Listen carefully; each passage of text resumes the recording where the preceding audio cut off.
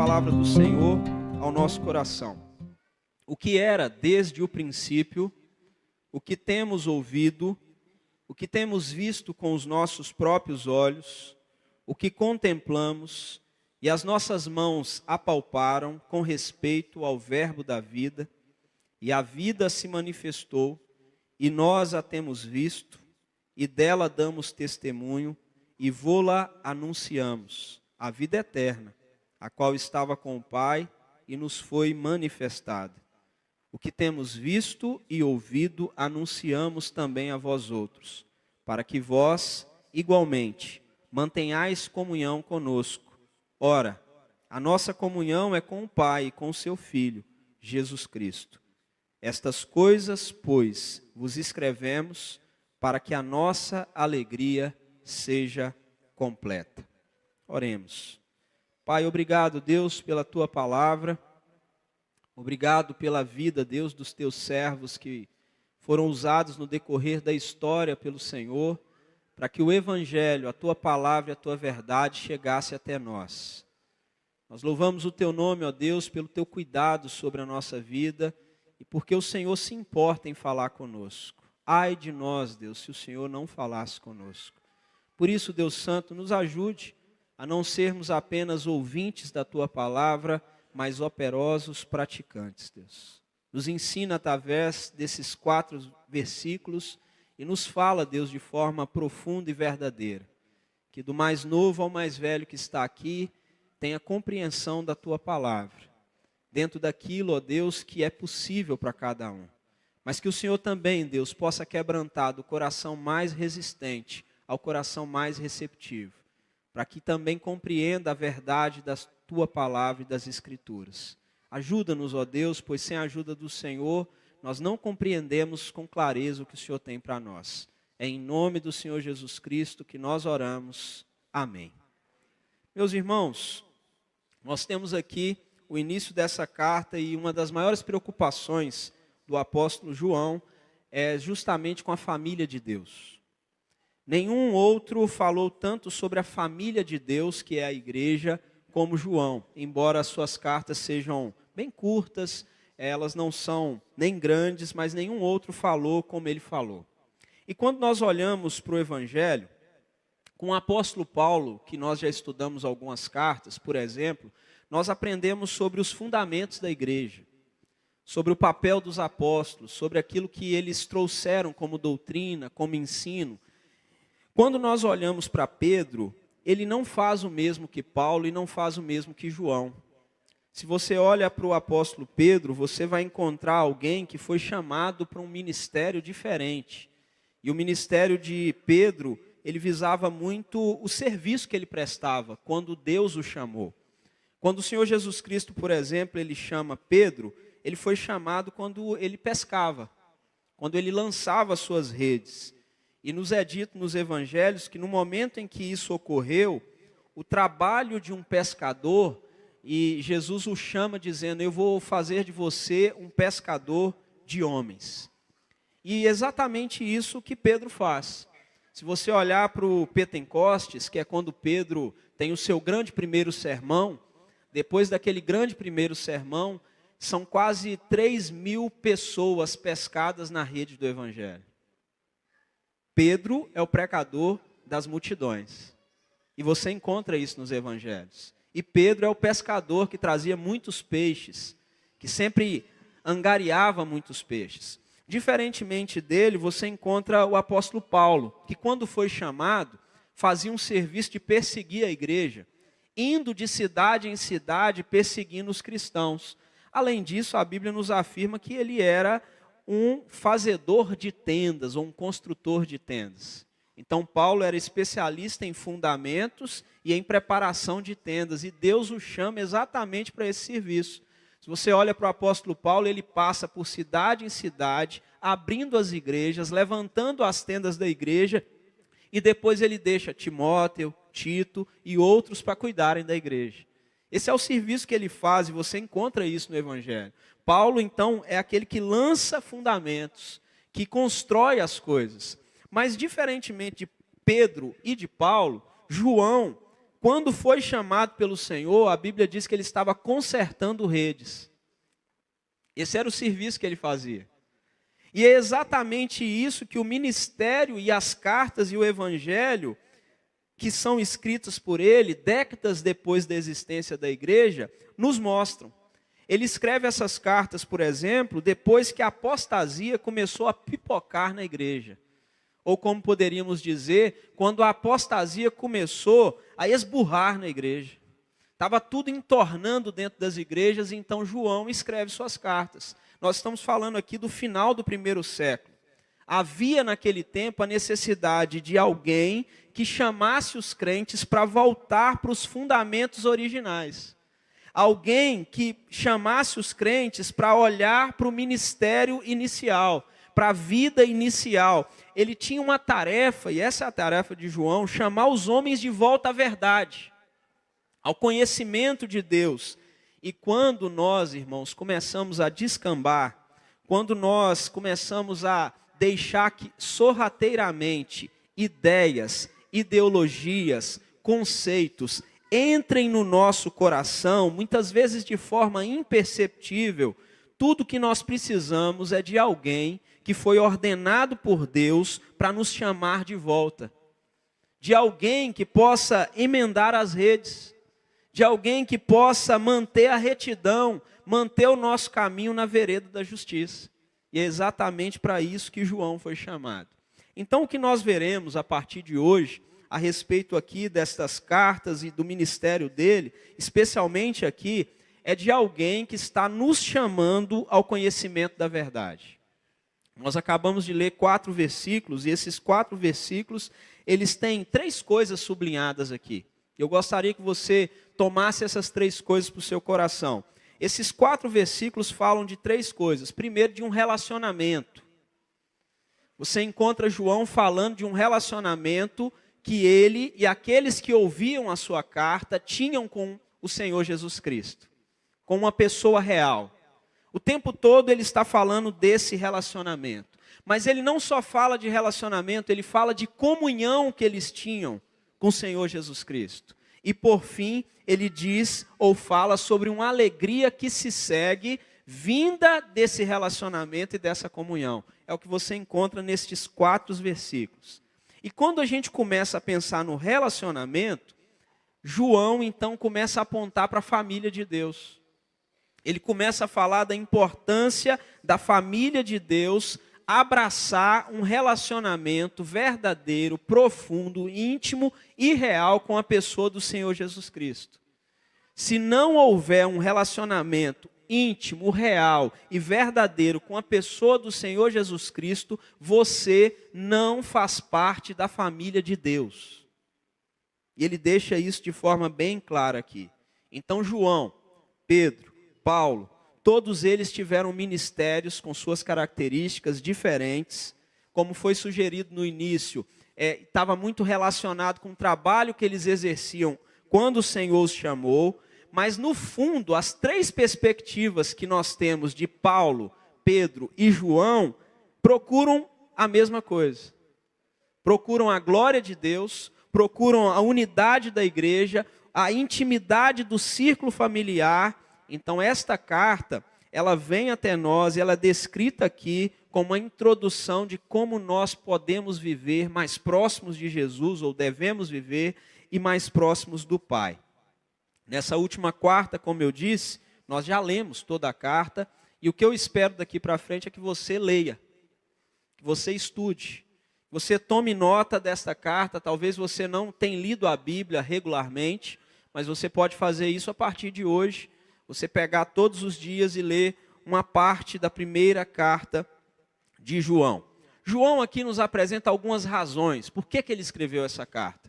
Ninguém escreve uma carta sem uma razão.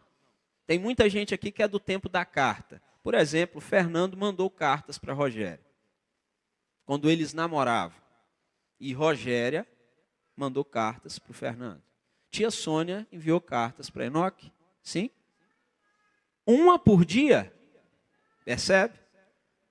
E ele devolvia uma por dia? Devolvia uma por dia, glória a Deus, né, irmãos? Pessoas que escreveram cartas. Quem escreve uma carta, escreve por alguma razão. Então, todas as vezes que você abrir a Bíblia para ler uma carta, procure a razão dela. Por que ela foi escrita? E aqui você encontra por que essa carta foi escrita. Você encontra aqui pelo menos 4 razões. Olha para o versículo 4 do capítulo 1 e você encontra aqui a primeira razão por que essa carta foi escrita. Estas coisas, pois, vos escrevemos para que a nossa alegria seja completa. Esse é o primeiro motivo. Estou escrevendo o que escrevo para que vocês tenham satisfação, contentamento, alegria completa. Esse é um bom motivo para escrever uma carta. Trazer alegria e alegria completa. Segundo motivo, você encontra aqui no capítulo 2, se você voltar seus olhos para o capítulo 2, versículo 1. Ele diz assim: filhinhos meus, essas coisas vos escrevo para que não pequeis. Então, este é o segundo motivo por que ele está escrevendo essa carta. O objetivo é que eles não pequem. E também porque se alguém pecar, temos advogado junto ao Pai, Jesus Cristo justo. Então eu estou escrevendo para que não pequeis. Se todavia alguém pecar, eu quero lembrar que nós temos um advogado, o Senhor Jesus Cristo. Você também encontra aqui no capítulo 2 ainda, verso 26, o terceiro motivo por que ele escreveu essa carta. Ele diz assim: isto que vos acabo de escrever é acerca do que vos procuram enganar. Ele tinha também outro objetivo. Eu escrevo essa carta porque existem pessoas que procuram enganá-los. Então é este o motivo da minha carta. Percebe que os leitores originais dessa carta, quando a estão lendo, eles começam a perceber os motivos. Então eles dizem: essa carta é muito importante. Porque tem gente querendo nos enganar. E você encontra ainda o quarto motivo. Vai para o capítulo 5 agora, bem no final. Você encontra lá no verso 13, ele dizendo o seguinte: estas coisas vos escrevi, porque ele já está encerrando a carta, a fim de saberdes que tendes a vida eterna, a vós outros que credes em o nome do Filho de Deus. Então, 4 motivos por que ele escreveu essa carta. E o quarto motivo é porque vocês têm a vida eterna. Então eu tenho que escrever para aqueles que conhecem, que creem, que entendem aquilo que Deus fez e que Cristo fez. Se você começa a pensar nessas 4 razões, você vai observar algo impressionante a respeito delas. Porque todas elas vão falar de intimidade. Quando você olha, por exemplo, a primeira razão, primeiramente ele está preocupado com a questão da alegria do companheirismo. Eu vos escrevo para que vocês tenham alegria e alegria completa. Só que a alegria do companheirismo, pense bem, é a solução para o problema da solidão. Então ele diz: olha, vocês que estão vivendo um tempo de perseguição, de luta, vocês precisam se lembrar da boa comunhão para que não fiquem sozinhos e vocês tenham alegria plena. Não há nada mais solucionador para o problema da solidão do que viver em família, do que viver em comunhão, do que ter pessoas ao nosso lado. Quando você se sente só, quando você sente angústia, tristeza, dor, para onde você corre? Quem tem, corre para a família. Você corre para o seio familiar. É para a família que nós vamos. Então, estas coisas vos escrevemos, diz João, para que a vossa alegria seja completa, plena. Para que vocês tenham satisfação. Então, primeiramente, ele está respondendo ao problema da solidão. Você se sente só? Aqui é o seu lugar. Na família da fé. É por isso que a igreja precisa ser bíblica, simples e acolhedora. Porque aqui nós devemos nos sentir acolhidos. Até a pessoa mais solitária tem que se sentir acolhida aqui. É o que diz o salmista no Salmo 84, quando ele diz assim: olha, o pardal encontrou casa e andorinha ninho para si, onde acolhe os seus filhotes. Ele não está dizendo que a igreja é o lugar onde o pardal e a andorinha encontrou espaço. Não, ele está falando dele mesmo, porque ele diz assim: eu encontrei teus altares, Senhor. É ali que eu encontro acolhimento. é no seio familiar da igreja, do povo de Deus. É por isso que nós não podemos deixar que as pessoas dentro desse seio familiar que andem sozinhas. É por isso que nós temos que abraçar uns aos outros, andarmos juntos. E se você continua, ele vai afirmar lá no capítulo 2, bem no seu início, versículo 1, estas coisas vos escrevo para que não pequeis. Esse é um ponto muito importante porque ele estava escrevendo, afinal de contas, existe um problema muito grave que afeta a felicidade humana, que é a culpa. Todas as vezes que pecamos e reconhecemos os nossos erros, eu não estou falando de confissão, só reconhecer o erro, nós nos sentimos culpados por aquilo que fizemos. E se tem um lugar em especial onde nós podemos solucionar o problema da culpa, do pecado, do erro, é na presença de Deus. É junto com os nossos irmãos. Vá para Tiago, capítulo 5, ele diz que nós podemos confessar os nossos pecados uns aos outros para sermos até mesmo curados. Não há nada pior, creio eu, do que deitar todos os dias com culpa na consciência. Com peso na consciência. Com a dor de não ter sido perdoado. Com a dor de não perdoar. Isso é algo terrível, porque isso sempre volta. E volta, e volta, e diz a Bíblia que isso pode se tornar raiz de amargura, e nos adoecer, e nos levar para um caminho que não é bom. Então João escreve, e ele escreve com o objetivo de que aqueles irmãos pudessem ficar livres do peso da culpa. O verso 26 diz, isto que vos acabo de escrever é acerca daqueles que vos procuram enganar. Em outras palavras, ele está escrevendo para aqueles irmãos para protegê-los, para que eles fiquem livres de todo engano, de tudo aquilo que procura enganá-los. Este é um grande problema da nossa vida. O que é a verdade? Eu posso confiar. Você não passa por isso? Você aí que tem sua própria empresa, quando vai contratar alguém, não passa por isso? Até colocar alguém para tomar conta de coisas de grande responsabilidade, você não passa por isso? Posso confiar? Esta pessoa é verdadeira? O que está me dizendo é a verdade?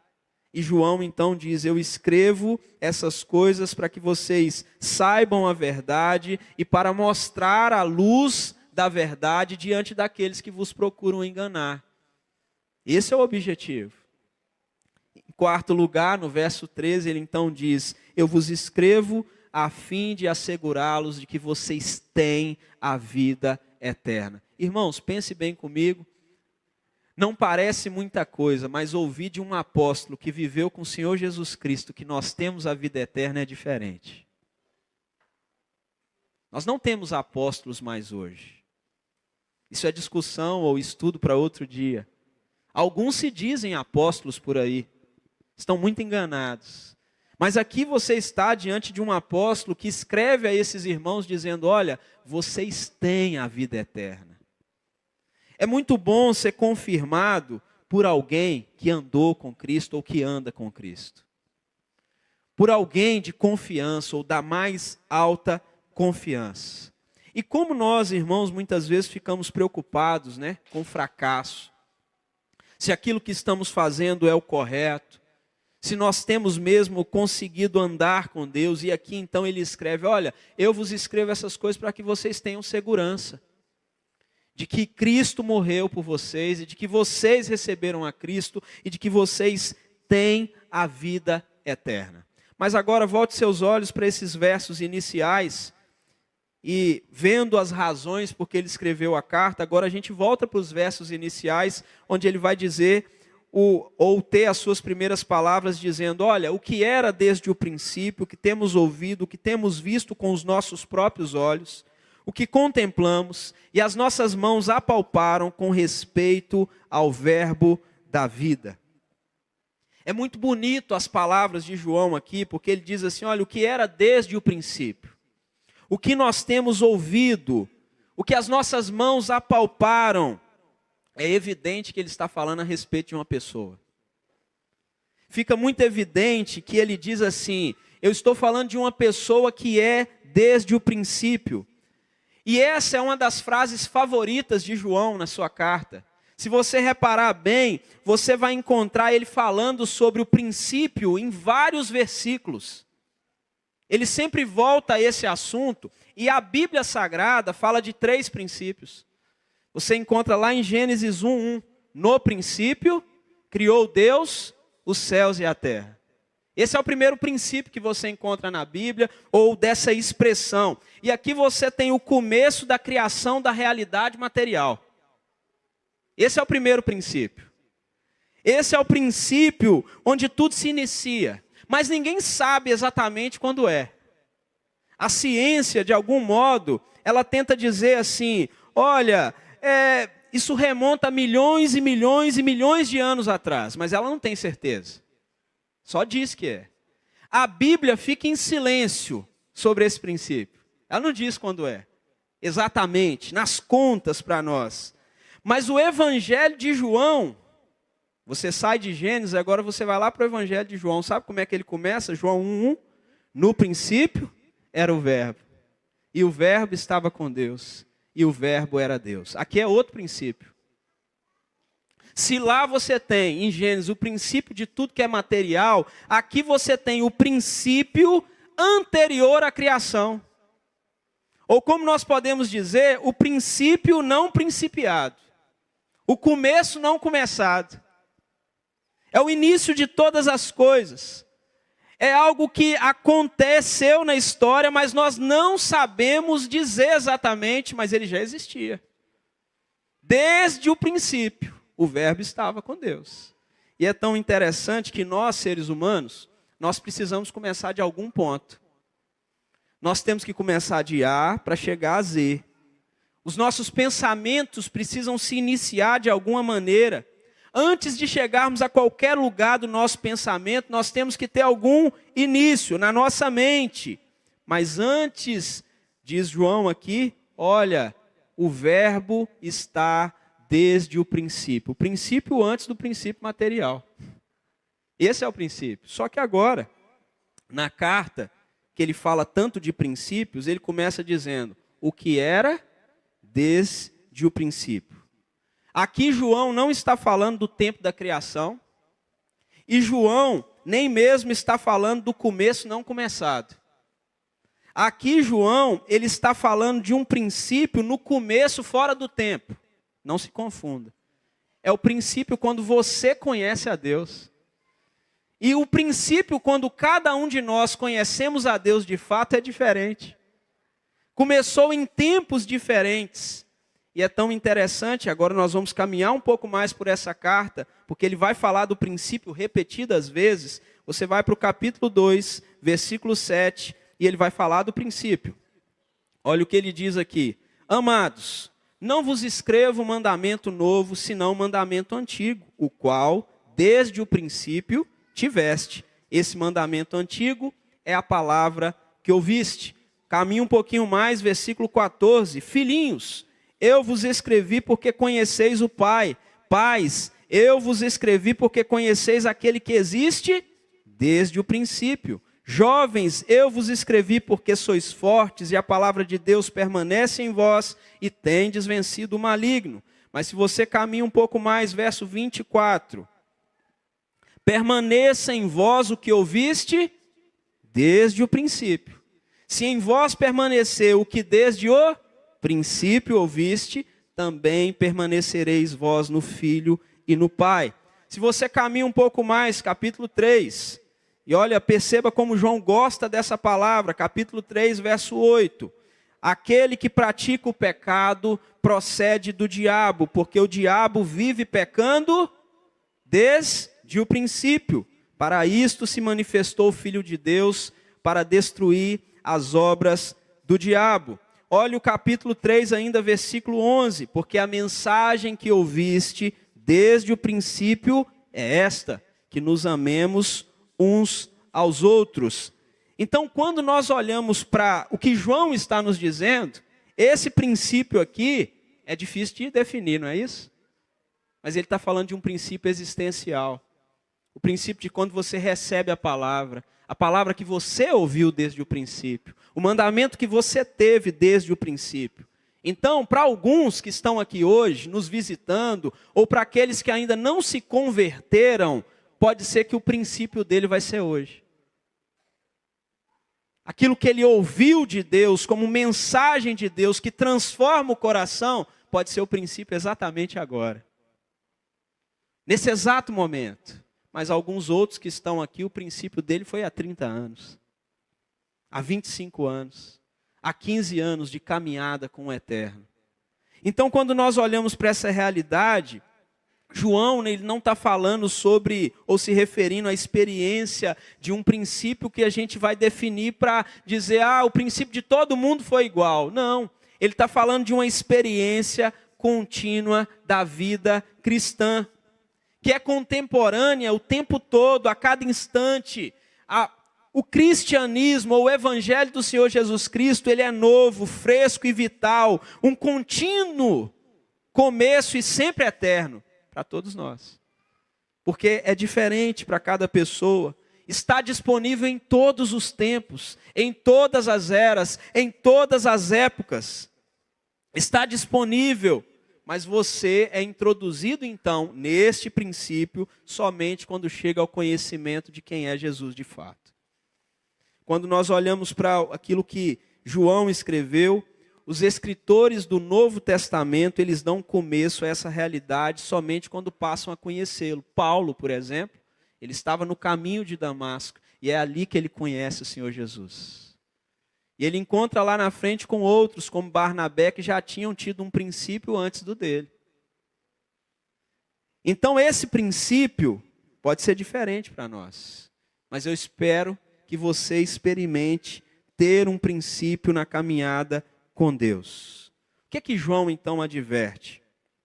Que todos nós devemos reter o que é desde o princípio.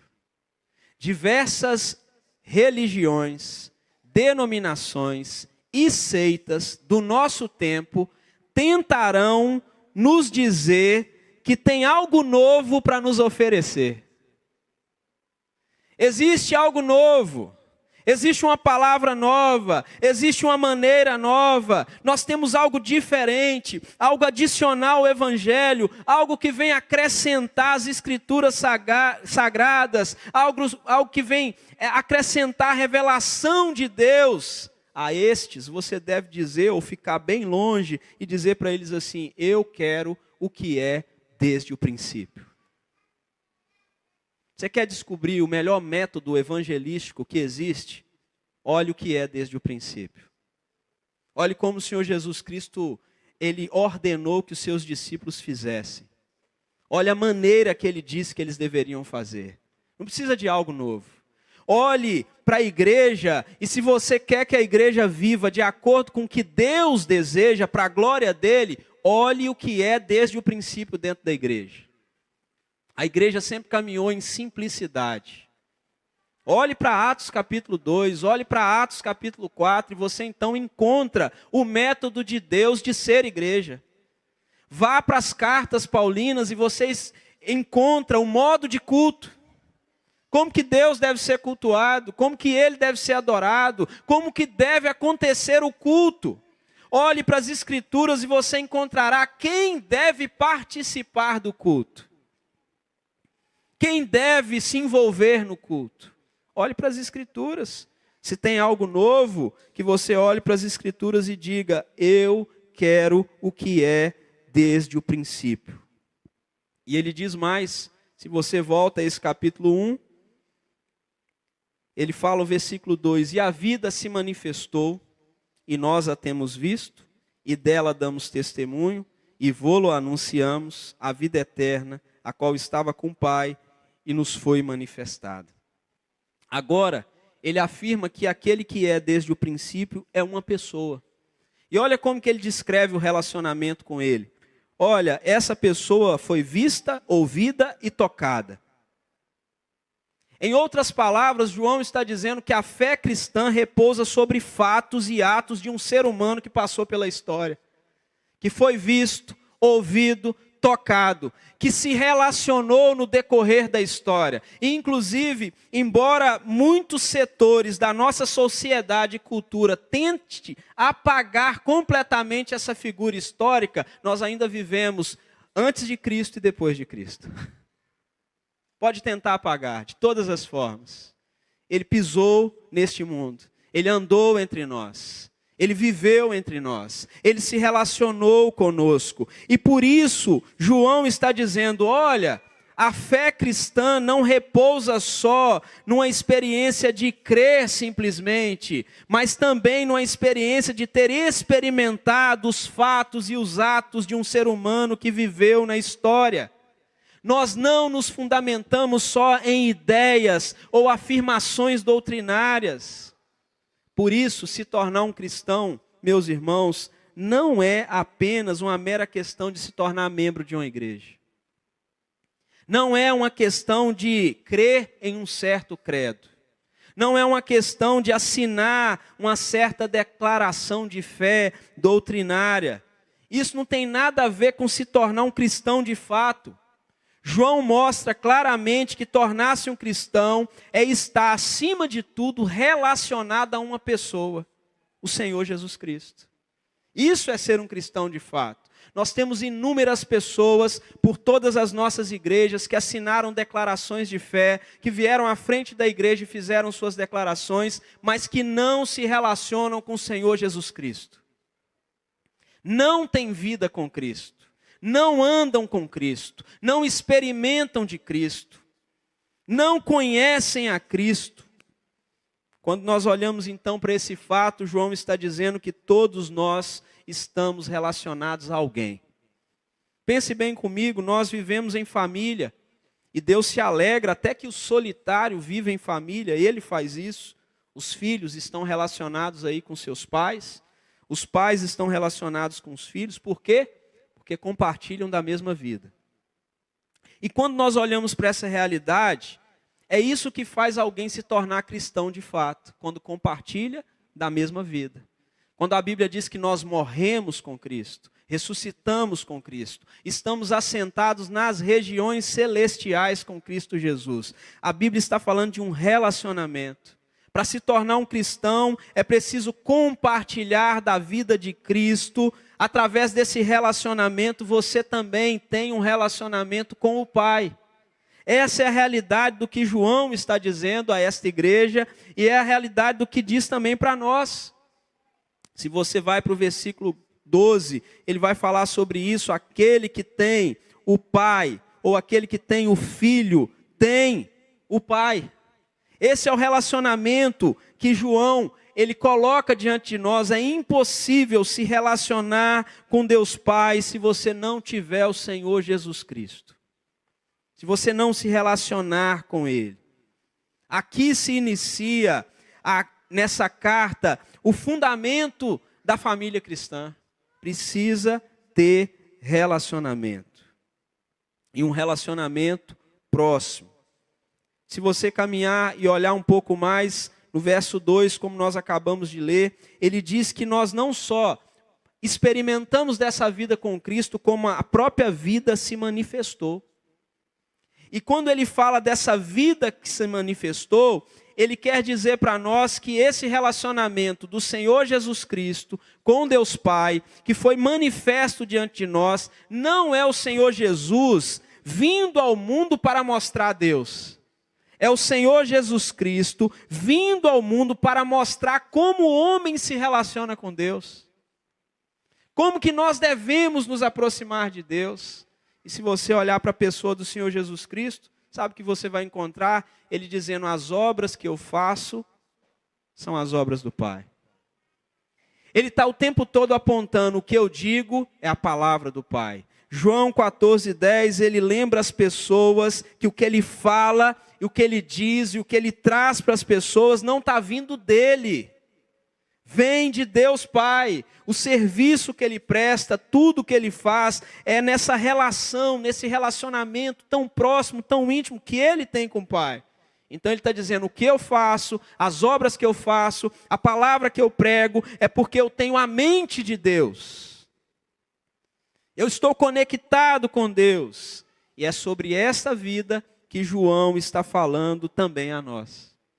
Nós estamos aqui, as obras que fazemos, as palavras que dizemos, tudo aquilo que pregarmos, é porque nós estamos vivendo numa situação de reagir à nossa dependência de Deus. Por sermos dependentes dele, então nós fazemos. Hoje à tarde, um primo meu, que está em uma outra denominação, ele diz: olha, eu estou fazendo muitas obras aqui onde eu estou, para que eu aumente meu galardão. Não é pelas obras o aumento do galardão. Eu falei, ainda que seja o que você está pensando, é pela graça. Você só faz a obra que faz pela graça de Deus. Tudo o que fazemos é porque vem dele. Quando somos, irmãos, confiantes em nós mesmos, tudo que nós podemos realizar é apenas aquilo que vemos. É apenas aquilo que está diante dos nossos olhos. Como Pedro, diante do Senhor Jesus Cristo, vendo ele andando sobre o mar. Tudo que ele podia fazer era permanecer dentro do barco. Mas quando ele confia no Senhor Jesus Cristo, quando é em Deus que está a sua dependência, nós temos capacidade de, através de nós, ver sendo operado coisas que nós não vemos, que está além da nossa vista, porque nós somos instrumentos na mão de Deus para mudar outras vidas. Nós vamos além, porque Deus está conosco. Essa é uma das verdades mais difíceis de serem aprendidas por qualquer cristão.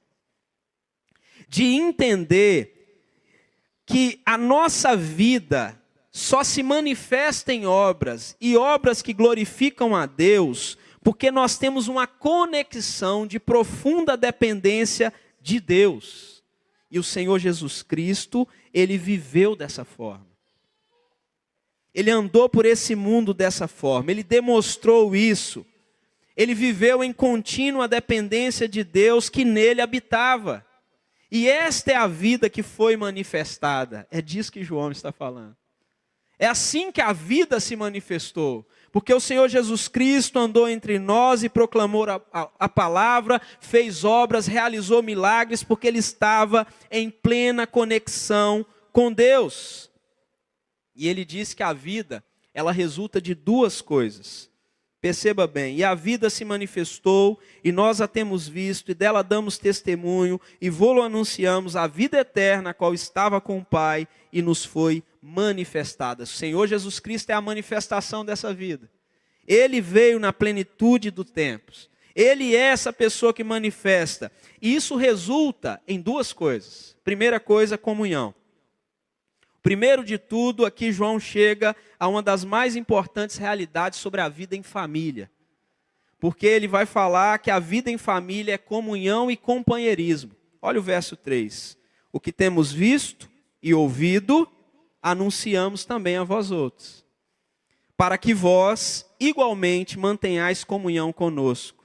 Ora, a nossa comunhão é com o Pai e com o seu Filho Jesus Cristo. Então ele começa a falar de comunhão e companheirismo. E o que é comunhão? Alguns vão dizer, na marinha, costuma-se dizer que comunhão é dois camaradas no mesmo barco. É duas pessoas no mesmo barco. Isso é comunhão. O que é que eles têm em comum? O mesmo barco. E é tão interessante isso porque a base do companheirismo essencialmente é ter coisas em comum. As amizades que fazemos, as pessoas que nutrimos parceria, é porque temos algo em comum com elas. É algo que está ali manifestado entre nós, mas nós temos aqui, entre nós, muitas coisas em comum. Por exemplo, nós compartilhamos a maioria de nós, compartilha da mesma cidadania brasileira. Isso é algo em comum que nós temos. Muitas pessoas aqui compartilham do fato de serem linharenses, junto com João, meu filho, que nasceu há pouco tempo. Alguns aqui têm essa comunhão. É isso que tem em comum. Nós temos muitas vezes diversas coisas em comum. Mas João, ele está falando aqui no verso 3 de uma comunhão singular. porque é uma comunhão de possessão. Perceba bem o que ele diz. O que temos visto e ouvido, anunciamos, para que vós igualmente mantenhais comunhão conosco. Ora, a nossa comunhão é com o Pai e com o seu Filho, Jesus Cristo. Ele começa a falar de uma comunhão singular, de possessão, somente daqueles que compartilham da vida com o Senhor Jesus. Só tem comunhão com o Pai quem tem comunhão com o Filho. Isso é o que torna essa comunhão tão especial, e essa comunhão tão profunda e tão maravilhosa. Olha que interessante, embora nós tenhamos personalidades bem marcantes, que é inerente a cada pessoa, cada um de nós tem uma personalidade marcante, embora tenhamos toda a nossa graciosidade, nós temos, muitas vezes, compartilhamos, de comunhão ou de tempo juntos. Há momentos, mesmo que a gente tenha todas essas personalidades diferentes, há momentos em que nós somos grosseiros, rudes, que nós nos irritamos uns com os outros, mas ainda assim a Bíblia vai nos dizer que nós devemos amar uns aos outros. E aqui está o que João está nos ensinando. Por quê? Porque compartilharmos uma vida conjuntamente em Cristo nos torna em uma comunhão ainda maior com o Pai e uns com os outros, que vai além das nossas grosserias, além do nosso jeito rude, além das nossas irritações. Mas isso não é tudo. E não pode ser tudo. Porque João, ele não fala só de um relacionamento entre pessoas. Ele diz aqui, estas coisas, ou que temos visto e ouvido, anunciamos para vós outros, para que vós igualmente mantenhais comunhão conosco. Então ele está falando de uma comunhão aqui, horizontal, entre nós. Só que isso não é tudo. Porque ele encerra esse verso 3 dizendo, ora, a nossa comunhão não é só aqui. A nossa comunhão é com o Pai e com o seu Filho, o Senhor Jesus Cristo. Perceba bem, nós descobrimos, à medida que andamos na vereda da justiça, na vida cristã, que o nosso relacionamento horizontal, amar uns aos outros, ele só funciona se ele estiver diretamente ligado a um relacionamento vertical com o Pai e com o seu Filho Jesus Cristo. O que a Bíblia está nos dizendo é que se houver uma ruptura no nosso relacionamento com Deus, há também uma ruptura no nosso relacionamento com os outros. Geralmente, as pessoas, quando não estão bem com Deus, não estarão bem com ninguém mais. E se você tem uma ruptura no relacionamento com alguém aqui, nesse plano que nós vivemos, horizontal, se você vive uma ruptura com alguém da sua família, algum conhecido, algum amigo, alguma pessoa que você rompeu completamente, no fim das contas está rompido porque você também não está bem com Deus. Essa é a grande questão. Porque a comunhão não funciona só aqui. E a comunhão não vai funcionar. Essa comunhão com Deus vai resultar em comunhão com os outros. Vai resultar em amor até mesmo aos nossos inimigos. Se você tiver certeza que seu relacionamento com Deus, ele está bem, você terá condições plenas de ter um relacionamento bem com as pessoas ao seu redor. Então, comunhão significa a mesma coisa que significa em qualquer lugar do mundo. Significa ter coisas em comum. Só que agora a gente chega à verdade mais impressionante do texto. E, por favor, não perca essa verdade. Porque comunhão também é companheirismo. E quando nós temos companheirismo com alguém, ou com Cristo, aqui duas palavras podem ser usadas, mas nós usaremos uma. Vamos usar a palavra parceria. Quando você tem comunhão com alguém, você tem parceria com essa pessoa. E quando você tem parceria, e se alguns quiserem melhorar essa palavra, sociedade, Quando você tem sociedade com alguém, tudo que eu tenho é colocado à disposição do outro. Até o meu nome, até meu CPF, até meu dinheiro. Tudo que eu tenho é colocado à disposição do outro. Não é assim? Isso é parceria. Aqui tem muitas pessoas casadas nessa noite. E quando você se casou, além do amor, você formou o quê? Uma parceria. Tudo que você tem foi colocado à disposição do outro. Certo ou errado? Tudo. Inclusive seu corpo. Tudo. É por isso que casais, via de regra, pode ter alguns que não são assim, dormem na mesma cama. Dividem, na maioria das vezes, o mesmo edredom, lençol, o mesmo espaço. É por isso que os casais têm essa oportunidade de viverem juntos. Só que olha que interessante.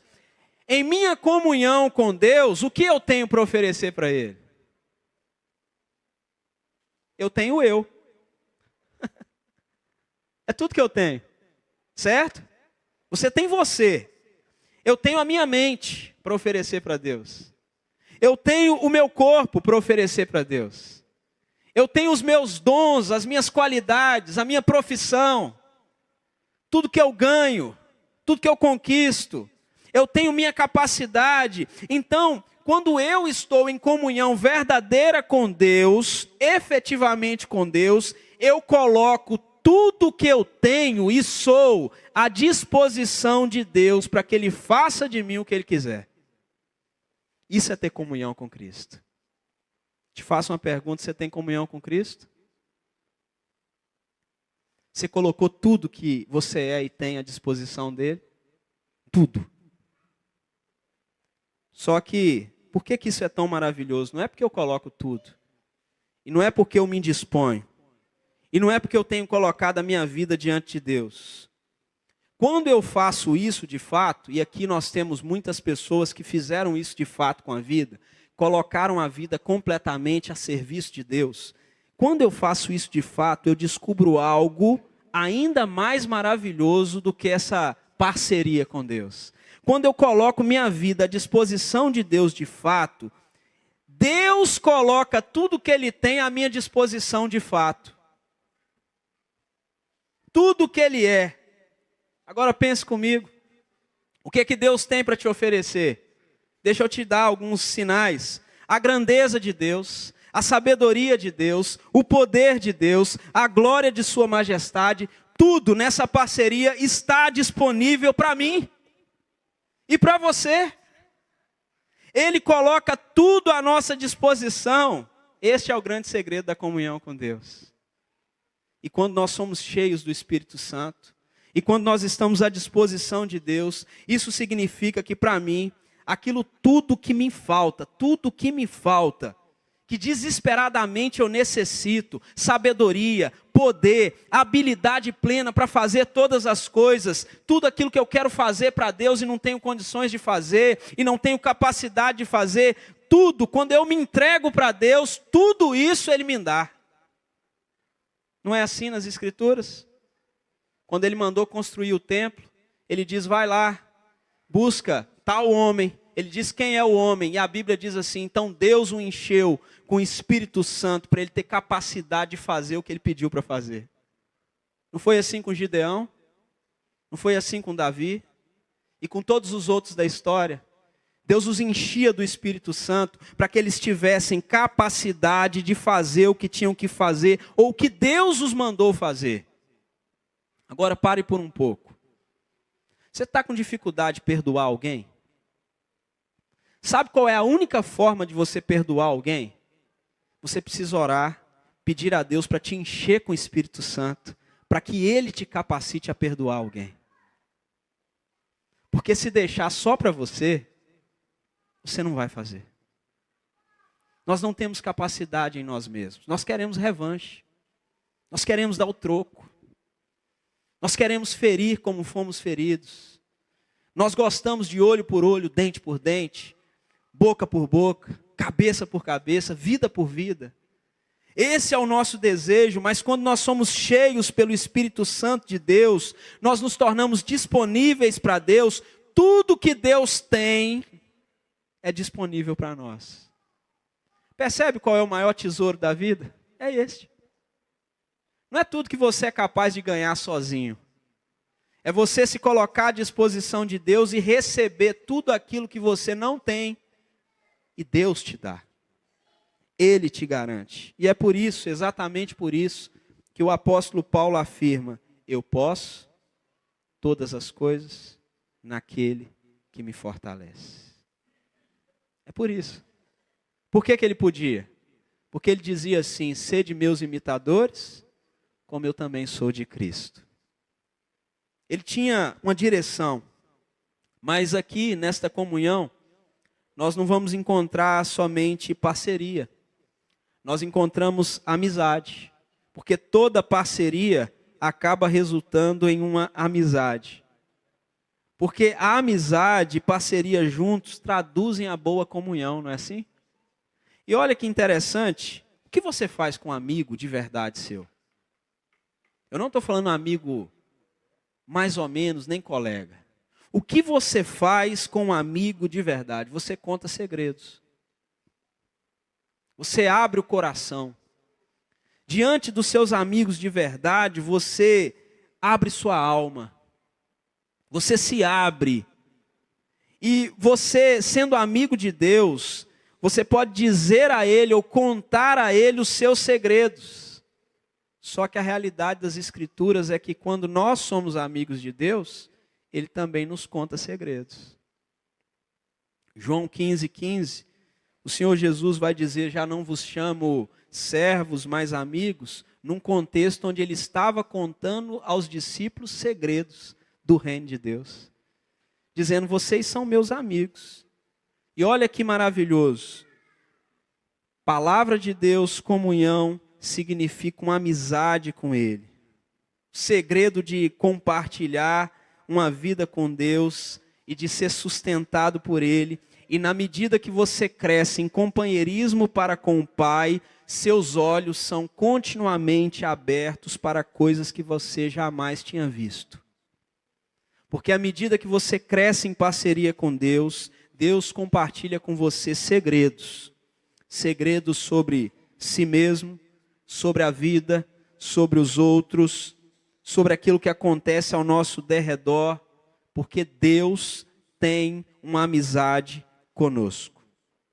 E você, eu ou qualquer outra pessoa deste mundo, não podemos ter esta comunhão, esta amizade, esta parceria, a menos que tenhamos o Senhor Jesus Cristo. Ninguém terá os segredos de Deus se não tiver o Senhor Jesus Cristo. Se não se converter a Ele, se não se entregar a Ele. Quando você tiver o Filho, diz o texto, você terá o Pai. Só é possível ter comunhão com Deus quando você tem comunhão com o Filho de Deus. Se você não tiver comunhão com o Senhor Jesus Cristo, você não tem nada. E o que diz as Escrituras para nós? Quando nós tivermos essa parceria, essa comunhão, olha o que vai acontecer, versículo 4. Estas coisas, pois, vos escrevemos, para que a vossa alegria seja completa. Esse é o segredo da alegria completa. Comunhão com o Pai. Que só pode existir através do Senhor Jesus Cristo. Vamos nos colocar de pé e orar nesse instante. Pai amado e querido, obrigado, Deus, porque nós dependemos daquilo que o Senhor nos diz e nos fala e nos ensina, para que tenhamos verdadeira comunhão com o Senhor. Ó Deus, obrigado, porque o Senhor Jesus Cristo veio a este mundo. Como disse o apóstolo João, Ele andou entre nós. Ele se relacionou conosco. E ainda se relaciona conosco. Louvado seja o nome do Senhor. Deus, que nós busquemos com intensidade a verdadeira comunhão com o Senhor, a verdadeira parceria com o Senhor. E o que nós desejamos, Deus, também, é que possamos experimentar dessa alegria, de uma alegria completa, para a glória, honra, louvor e exaltação do Teu nome. É em nome do Senhor Jesus Cristo que nós oramos. Amém.